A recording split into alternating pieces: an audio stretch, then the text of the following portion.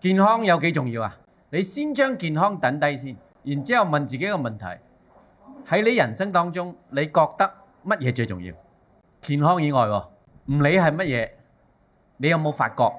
如果冇咗健康，頭先你覺得最重要嘅嘢會變成點？你最靚嘅車俾人攞咗去揸，你最愛護嗰隻狗變成流浪狗。即係各位，真嘅，健康係同我哋生命當中最重要嘅嘢平排嘅。即係各位，所以健康有幾重要呢？所以各位大家心裏有數，啱唔啱啊？咁究竟點解要做預防啊？知唔知大腸癌做咩檢查最多啊？有冇聽過內窺鏡啊？不過各位，呢個檢測有冇佢嘅弱點㗎？發現嘅時候早定遲？遲。第二個做嘅過程究竟有冇痛苦啊？有嚇，所以呢個檢測係一個檢測，係一個有效檢測，不過有風險嘅。所以各位，好多時候西醫用嘅方式咧係準確，不過風險點啊？係高嘅，大家記住。